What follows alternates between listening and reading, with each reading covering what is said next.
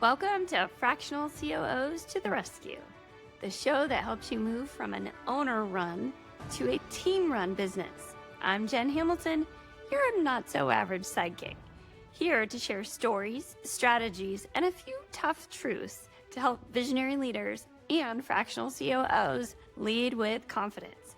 Let's take flight.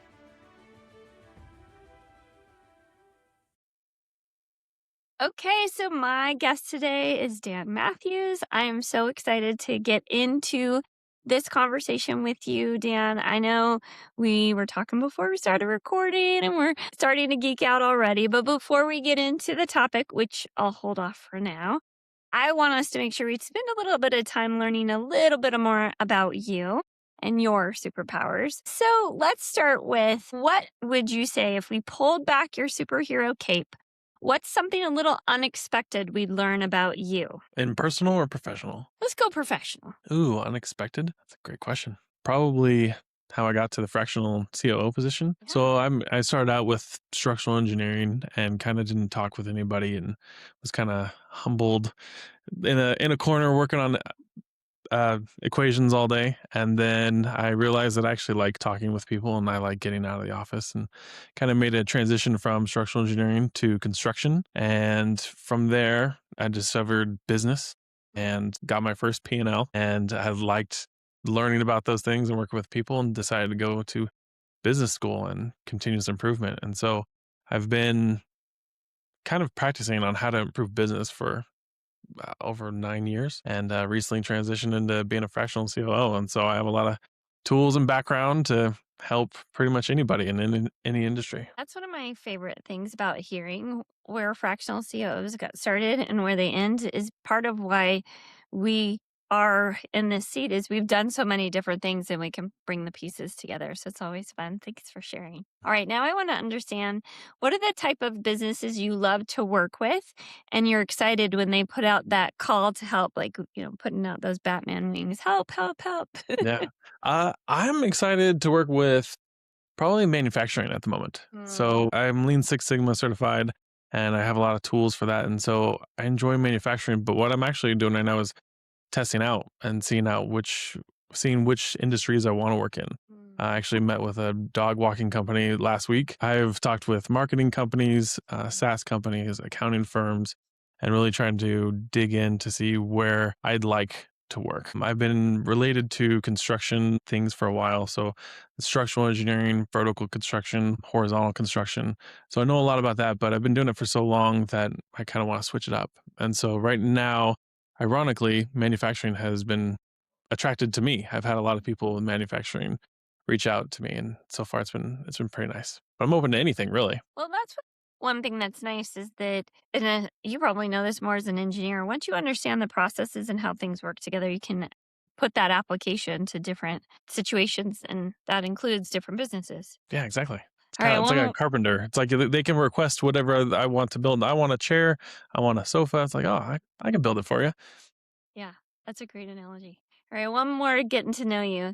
What sneaky villain always tries to slow progress in a business, and how do you fight back? Ooh, sneaky villain. I have to think of like Marvel or DC. Sneaky villain, I'd probably say waiting. So it's one of the ways of lean, and a lot of processes, a lot of things wait for other things. So usually that's either a decision or parts or anything. And if you can get rid of those, I was just talking with a client today where the process should take anywhere from 10 minutes to 20 minutes. And sometimes it takes 2 hours to 3 hours to 8 hours because they're waiting on information. Something up the line wasn't given, and now they need to just wait on that piece of information. And so the process is not going anywhere because it's has a roadblock. So I think waiting, ironically, is the number one thing that slows everything down. Yeah. That's a great answer. I wouldn't have expected it, but it is a villain. It totally gets in their way. And yet they don't know, hey, there's another way, because it's just they've always been waiting. It's always how long it's taken. Well, and it's usually the status quo. It's like, oh, it's always been that way. Like we start asking questions like, hey, how long does this take? Well, it takes me 8 hours. Actually, no, this particular process, I said, how long does it take? Well, Usually we just wait 7 days to just see what happens because it was essentially when the project's complete and send in an invoice, and the CEO said, "Hey, I wanna try to get that down." And so I was just talking with people. I'm like, "Hey, so why does this take a little bit longer than it should?" "Well, we just wait. Sometimes things happen and we catch something, and so we can put it in the next invoice." And it's like, "Well, why are we waiting? Is it oh, it's just that's what we've always done since the beginning of time." "Okay, well, let's not do that. Let's try that. Let's just see if we can send it, and then if a change happens, we'll send another one." So, Maybe that's another sneaky villain is, well, that's how we've always done it. for sure, that's tribal knowledge being passed on. Actually, you could even argue that would be something too, a lack of process, a Mhm, lack of how it should be done. That's mhm. typically what ends up happening. Anytime I start a project, we get 5 to 7 people in a room and we determine the root cause of why it's not working, and they don't have any process or any procedure. Mike's doing it this way, Bob's doing it that way. Dan is doing it that way and Dan's doing it wrong. But nobody knows because it's just been passed along and there's so many people, especially with large organizations. If there's nothing written or no formal training because people are so focused on doing the work, it sometimes slips through. As basically, not always, but most employees have good intentions. Well, this is what I know to do. This is what I'm paid to do. I'm going to do it.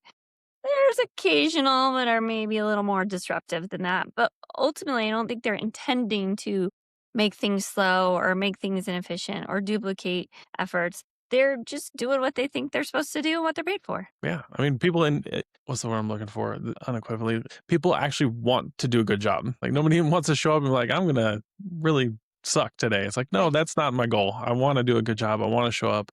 I want to feel like I accomplished something. So everybody has good intention. Just sometimes the company isn't there to direct them on how to do it easily. Right. Right. Well, so now I think it's time to get into our topic, which is something we hadn't gone into, but man, we just brought up a bunch of topics we could, we'll have to come back to another conversation because there's Yeah. so much juice in what you just shared.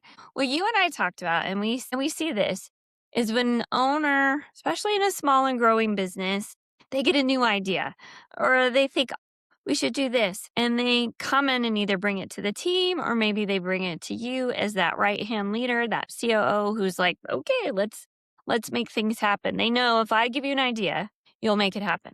But sometimes they bring in these ideas when we're already all set and ready to focus and have agreed to focus on other things. And this will completely derail it. So now we're going to dig into that. What happens when they bring those outside ideas, those curveballs, into what we're already planning and what we're already doing? So tell me what you think is really going on when this happens. Is it that can be so disruptive to a team when they get these kinds of curveballs? Probably lack of focus, really, Mhm. and accomplishment. Some I think it's kind of part of being an entrepreneur too, is you have this drive, the visionary, like, "Oh, I want the next shiny object. What's the next best thing? Hey, I've seen that a thousand times. Hey, I just went to this conference. I just saw this thing. This is the best thing I've ever seen. We need to implement this tomorrow, yesterday." It's like, okay, well, and we can, but also people can't focus on too many things at once. One of the things I'm really grateful for is with the previous company, we learned about the 4 disciplines of execution. And the first discipline is focus. It was like just doing one thing. They call doing everything the whirlwind.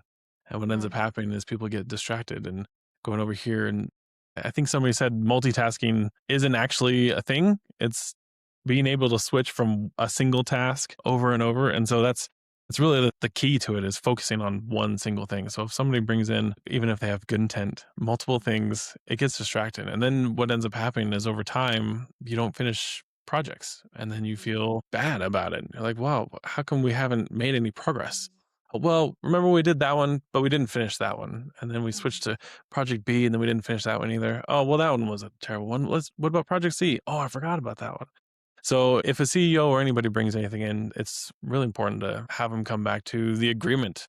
And hopefully it was written down. That's the other thing too, is maybe like a project charter or anything like, hey, we all agreed this is what we're going to do. And I mean, you could be, what do you call it? You could argue the opposite too. It's like, well, what if they go see the next greatest thing and like, hey, you know what? That project A isn't as good as project B. I mean, I'd throw that back to you. What if the CEO actually comes in and says, "Hey, this is where we need to go. This is the new vision," and you're a month and a half into a project. How do you determine if that's the best course of action? Well, and this is one I've seen many, many times as well, right? Either way, they're throwing it in there. And whether on the surface it looks like a good idea or not a good idea, I think they both deserve, especially for that owner, for that visionary, to feel heard, to feel listened to feel considered, even though it's the owner. We don't want them to just come in and tell people and direct people in this new piece. We really want it to be a collaborative effort. And so, whether on the surface it seems good or bad, I think it's worth having a discernment conversation. If you can, first, one on one with your COO, we're responsible for creating the outcomes for the whole business. So, we see all the different parts and how they're connected together. So, to have that valuable conversation, to say, wait a second, let's step back and see this is a great idea. I could see why you would want to put this on hold. Let's do some more analysis. So I would say it really requires understanding, backing up to what are our bigger goals. Maybe it's for the quarter, maybe it's for the year, maybe it's a 3-year goal. What is our bigger goals, or what are our bigger challenges within the company? And see, will this actually move us forward towards those goals better than what we're already doing? Will this address the challenges better than we're already doing? Taking that time to unravel the idea and compare it to and honor the work you've already done strategically to pick what you're doing. Maybe even if it wasn't like super strategic, but you did make a decision as a team to focus on this. So it deserves the time to evaluate it. Last thing you should not do, definitely do not just go with it because they're the owner, because they said it. And it's about having a collaborative conversation. So you honor their ideas and look for what's the intention behind their ideas, what's the outcome they're looking for. If they say, "Hey, I heard about this at a conference," and yes, I hear that too, or I heard it on a podcast, right? You might be listening to this Yeah. podcast and be like, "Oh, I heard this on your other podcast. We got to do this." If they come in and say that, you want to ask enough questions to understand. Tell me more about that. What do you see that could do for us that this isn't? Or what is that doing for us that we're not already doing? So I see this a lot in marketing. That's where all the shiny objects live. Ooh, or now even in AI, right?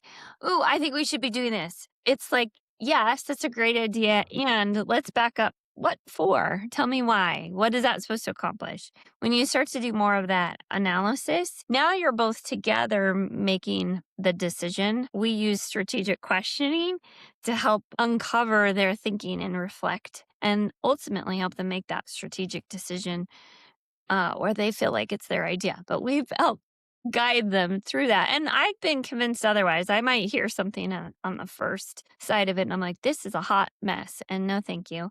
And then as we start to uncover it, I'm like, you know what? It does have some legs. Maybe we can add it on, or maybe it's for next quarter, because I think what we're doing is the first step. That's the second. Who knows? I was going to mention that too. Is that idea you still can put it on the backlog Mm-hmm. and just say, "Hey, that's a great idea, just not right now." Like, Yeah. we need to finish priority number 1, make sure we get to the finish line, make sure we celebrate that win, get everybody feel good, and then we can move on to the next one. Yeah. That is a really critical partnership about that with that visionary idea generating kind of mind, usually in that owner seat. But it also could be another team member too. You might have, "Oh my gosh, I'm so excited. I want to do this new way of doing products or services, or new way of doing marketing or sales," type of thing. You want to be able to honor their creativity, because the last thing you want to do is shut it down immediately, Yeah. because then you're going to stop having innovation in the company. Mm. So I really appreciate what you said about having a place for that idea to live, so they feel heard. But then the other side of it is you have to actually come back to it, or at least they can see that you can come back to it later. And then we can reevaluate in this current context with the way things are now. Is this still relevant? Yeah, and also validating too, like, when they bring it in. You gotta be emotionally intelligent enough to be like, "That's a terrible idea. Don't do that." Well, no, thank you. Thank you for bringing that idea. I'm glad we have a visionary like you that can bring in these ideas. let's take a look at that and see what we can do to move it through. And usually what ends up happening too is with your backlog and prioritizing, the most important thing usually comes up. You just got to make sure you stick on track and not get distracted too much. If running your business feels like herding cats, we can help. At Hamilton COOs, we work with visionary leaders to turn an overwhelming operation into a well-oiled machine. Visit hamiltoncoos.com to see how you can grind less while your business grows. And now, back to the show. Dan, you bring up such a great point around emotional intelligence. Let's talk about this. As a COO, oftentimes people think, oh, you're all about the processes and things, but so much of our work is around emotional intelligence. It's interesting, you coming from structural engineering, if I may, me coming from accounting, we're not two professions known for emotional Not in the intelligence. slightest. So I'd love to hear a little bit of how you've built that muscle and see, well, we'll get into how that builds into it, but what did you Yeah. do to get better at that? Because clearly you have it in order to handle these kinds of situations. Well, it's growing every day too. I actually went through my library of books over here and I was just reviewing all the things that I've gone through. And there's courses like Crucial Conversations and Crucial Accountability, Five Dysfunctions of a Team by Patrick Lencioni. That's a great one. There's another book called The Anatomy of Peace, which is really, really good. There's so many different factors. I mean, I know people who teach this all day, every day. And so how I learned about it and my path is actually kind of ironic. Coming from engineering is I joked with people I left engineering because engineers are weird, but I like them. I love them. I am one. And maybe I'm a bad engineer because I have this other thing that I can do. But I started developing it after getting out of engineering. And I started working in asphalt and I started talking with people and I became a manager. And that was a huge, huge hurdle. I was really young. I probably was maybe 24, 25 ish. And I remember just so many different things. I remember we got a new system and I came in and I was trying to help them. I was like, hey, here's the procedures on how to run this thing. And instead of like, oh, Dan, thank you so much for helping me, I was like, how dare you tell me how to do my job? I was like, oh, that's not where I was. Okay, yeah, okay. So we gotta get people involved. So I've had lots of just experience of what not to do. Ironically, getting that specific situation is getting people involved early on. So not doing things in the shadows and then bringing it to them. If you can get people, I think you mentioned this before, is having it be their idea. There's really kind of an art to that. Like, hey, what do you think? Even if you have something in your mind of what you'd like to do. There was another situation where management, we came together and we came up with a goal of what we wanted. I think it was 50% quality or something like that. And instead of going and saying, hey, we're going to do 50% quality, we went out into the employees like, okay, we want to be the best in the state. How do we do that? Or what metric do you think? And they came back and said 75%. We're like, the highest we've ever been is 15. I'm like, okay, sure. Let's see how. I think we ended up being like 57, 60. So we even surpassed the goal that we had that we thought was unattainable. But back to your question, I think emotional intelligence is such a vast array of knowledge. There's so many different things you can talk about. Anatomy of peace is keeping your heart at peace. The five dysfunctions of a team is about trust. If you don't have trust within your team, you can't have crucial conversations. I think part of it is experience and education, and it's ever evolving too. I feel like there's new things coming out all the time. What has worked for you in learning about emotional intelligence? The trial and error has definitely helped. And like you, the education, being really intentional. I've done many different leadership books and I'll listen to podcasts around it as well. But I've done a lot of courses, done very intense leadership development courses. But emotional intelligence always starts with you. Me understanding me, my quirks, what triggers me, what makes me happy, and allowing me then to connect with that other human being, realizing at the surface there's just a handful of things we all want in our lives. We were talking about in this conversation earlier is we want to do a good job. Well, what's at the heart of that is we want to be recognized. We want to see it's being important. We want to see that we belong. We want to see that our work matters. All of that is really universal. It doesn't come out that way when they're upset. And even going back to this conversation, when an owner has a new idea, this is part of their expression of how can I be important? How can we as a company be important? Where can I make my mark? Where can I feel like what I'm doing is important and it's contributing?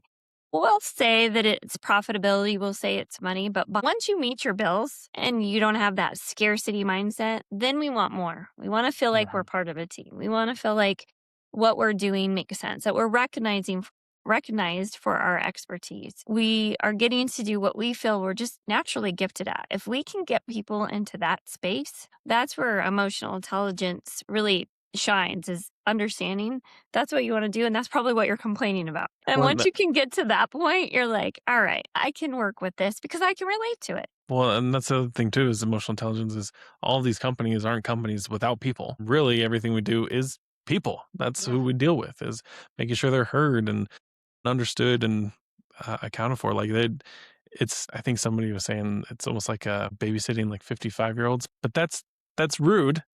You can't say that, but that's kind of it. You have to take care of everybody. I Yeah. mean, and especially the lives that they live. I mean, there's Yeah. so many different things.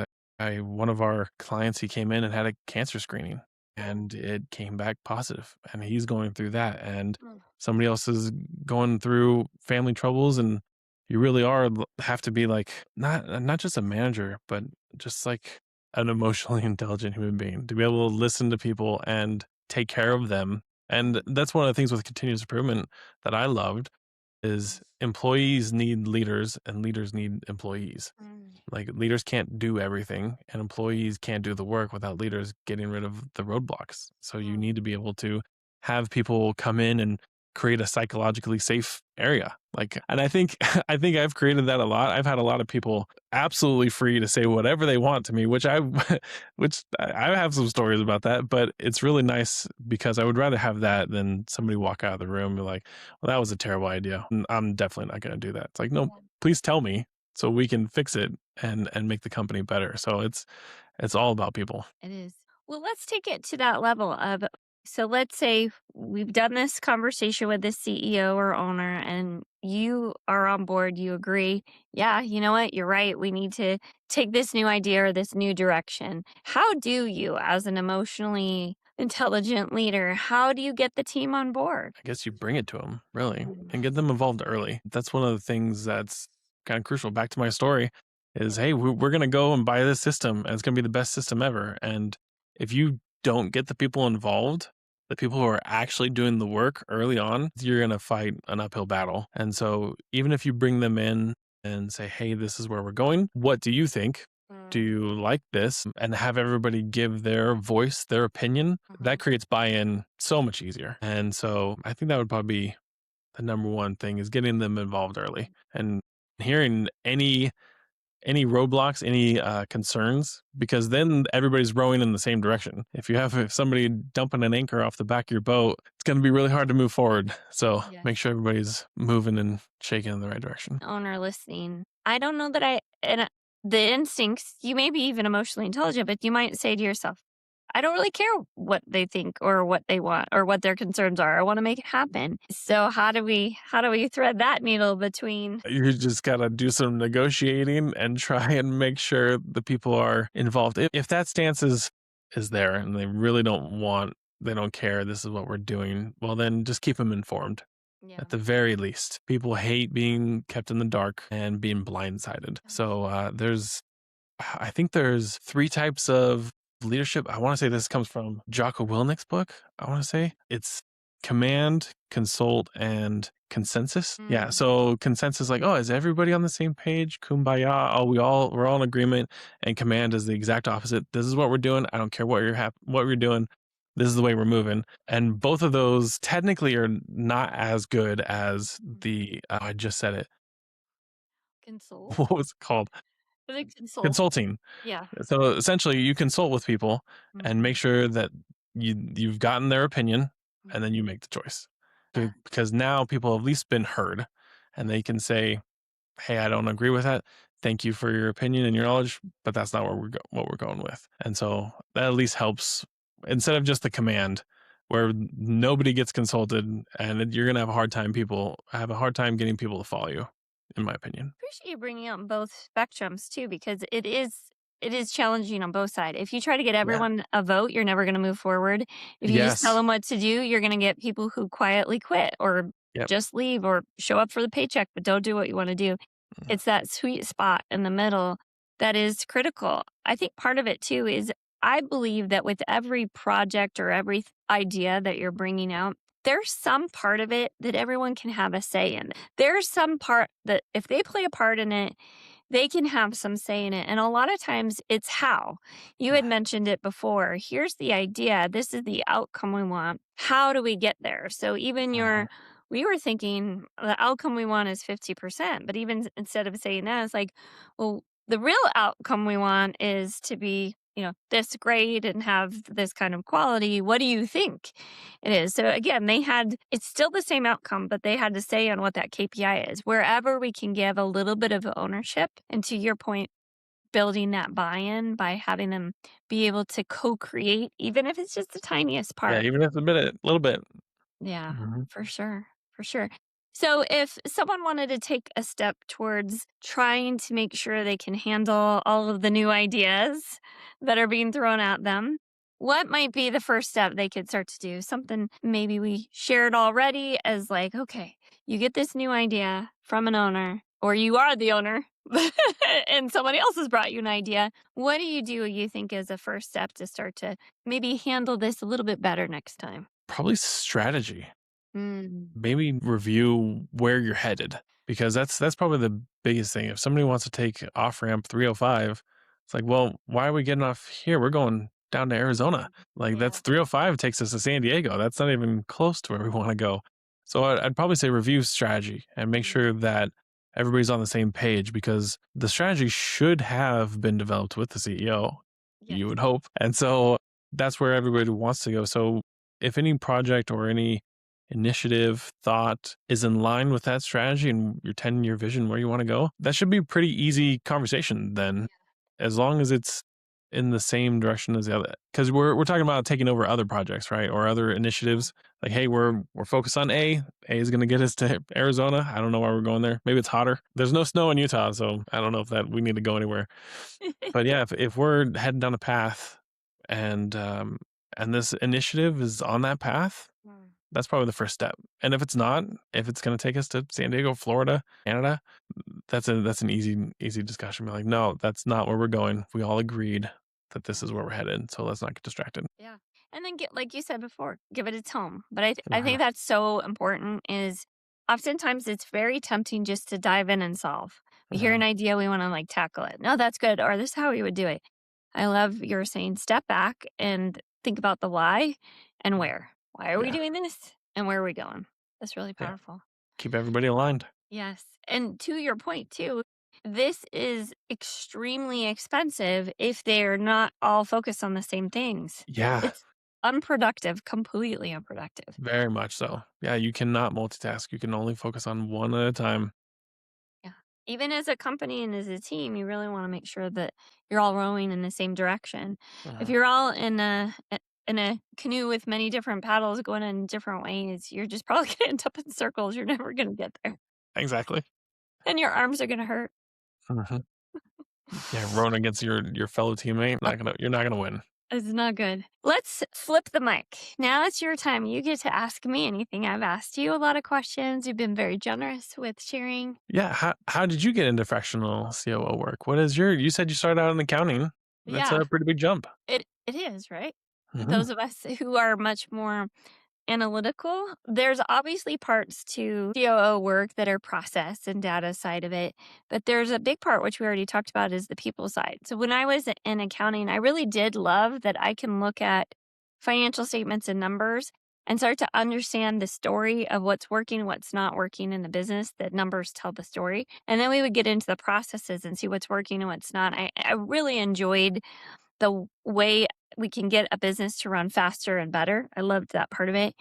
As I started to be in management positions and leading other people, I realized because I had been doing some of those leadership trainings before when I wasn't so great at being with people, as I learned more skills, I saw people really appreciate learning from me and how they lit up, or when a light bulb moment, when they really understood something they hadn't understood. And then I helped cause their ideas to be put into place, or to be understanding of something that was challenging them. I got a big hit out of that. I was like, yes, I want more of it.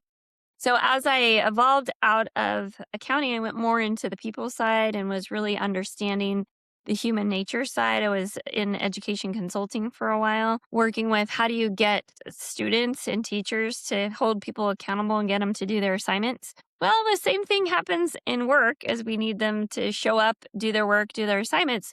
Luckily, in work, they're paid. Students aren't paid. But I really started to pull together these two desires to bring these together. And when I went out 15 years ago on my own to do operations consulting and leadership and management coaching, it really is a good definition of what we do as COOs. It's about how do we have each member of the team, each team department, and the overall business really have great processes so that people can do their best work, and have great people so they can run those great processes. To me, when those two things come together, it's really exciting. So it just evolved, as many of us do, getting into, gosh, man, I really like the game of business. You had said it before. I really get excited to make a business work. And to an extent, that's what we do. A term I've been liking lately is changing it from chief operating officer to chief outcome officer. When the day is done, we want the business, we want the team, and we want the individuals to create incredible outcomes. And when we do, that's when we get to win our game of business of making great things happen Yeah, absolutely. easier and faster. There's a book by Clayton Christensen called How You Measure Your Life.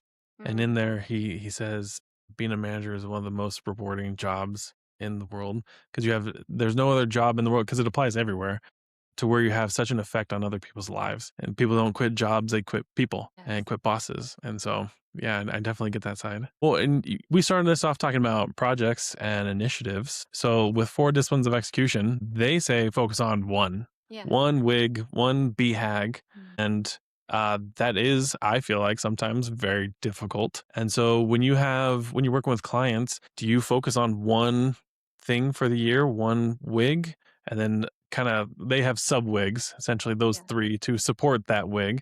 But how does that look like for you usually? Great question. There's a couple ways that we look at it. I like to have overall goals for the year. We look at them in the context of the bigger goals, like you had said. What do I want to do in the next 3 years or 10 years? What's that bigger vision? To make sure they all align. To your point, we want to make sure we're headed to Phoenix if we all decided we're heading to Phoenix and don't Yeah. end up on a different road. From that, I also look at not just where do we want to go, but where are there big problems and challenges and obstacles, essentially, that are in our way. From it could be as much as being profitable, being sustainable, not just getting to the goals. So what I'm looking for is, what are some of the risks that are happening? And between the two of them, it's really, what does the business need? And that's where we put a filter through our goals and what we're focused on. I try not to have too many more than 3 to 5 goals for a company. Yeah. But then that might be that within a department, they're owning part of those goals, because it might be a marketing goal versus a finance goal versus like a process goal that we need to put those things in place. So it's still making sure that, as you had mentioned before, there's strategy, there's connection between where we want to go and what is maybe holding us back from getting there. And considering all those things, it becomes a little bit more obvious of what we need to work on. And as long as we're moving the train, even if it feels like a slow movement, you'll start to build momentum each quarter as you work more and more towards getting rid of the things that are holding you back and moving towards the things that really are where the business wants to grow. So when you're talking about projects and initiatives, do you keep it one per company or one per department? So like you mentioned a marketing initiative, but say you got a marketing initiative and an operations initiative. Do you push both of those, or do you say, you know what, let's pause this one because this one's so big, this is what we're focused on? How do you take care of that? The biggest thing that can help determine that is the size of the team. Do we have the capacity? If there's connection between the two, maybe they can work collaboratively together and we see, okay, I need this before I get this. So then they can circle around the same initiative. If they're totally siloed, but it's pulling the same few people, then we're probably going to need to pick, right? So to me, it depends on the team and the connectedness of the initiatives and the Yeah, projects. that makes sense. Well, and also I think you mentioned capacity. Yeah, If you only absolutely. have 15 people at the company and 6 are working on 7 projects, like, oh, that's probably a little bit too much. So, Yeah. And then mhm, the other thing too is they have their day-to-day work. So extra projects, extra initiatives are important so we move forward. I've decided that sometimes slow movement is better than no movement. So even if we have to pick one, and boy, is that hard. We want to do it all. We want to have it all. If we mhm, really have to pick one because of capacity, we'll feel so good that that one got to the finish line, even if it takes 6 months instead of a quarter, even if it means the other ones couldn't get done. But just knowing we can trust ourselves, you had mentioned something this before. We need to trust ourselves that we can get things done. And if we constantly aren't completing things, then you start giving up on making commitments as a team or picking projects or setting goals because you're like, well, deep down, I know we're not going to get it done. We never finish anything. yeah, that's a It feels terrible so feeling. much better to finish, even if it's one little win, Yeah. getting that momentum and that high that we did it, we completed something. That was something that it took me maybe a couple years to learn with continuous improvement is we would Mm. do projects, short projects, and they're like, okay, we got to do the next one. And then it took us maybe 9 months, a year and a half. We're like, oh, we're exhausted. This feels terrible. Why does this feel so bad? And because we never stopped and celebrated. Yeah. And it's like, guys, we've completed 6 projects. Like, this is where we were. This is where we are now. Like, let's go out, have sushi, and like enjoy. This is why we're successful. And so yeah, it is very important to slow down and celebrate because otherwise it's a constant stream of just And then you can, like you said, with continuous improvement, you can learn what works so we can keep building on the momentum of the success we've had. absolutely. Well, Dan, this has been incredible. I love learning from you. I love learning your origin story and how you have been working with different clients and dealing with these different things. I love that we got to do a dive into that emotional intelligence because it is a part of having things happen. It is a part of dealing with what people get excited about, but yet maybe it's not the right time. And it really weaves into everything we're doing. If someone wanted to find out about working with you and they want to find you, I know here at Hamilton CEOs, we can connect you with all kinds of people. But if they say, gosh, you know what? I connected with Dan. I want to know how to work with him. What's the best way they can find you? Yeah.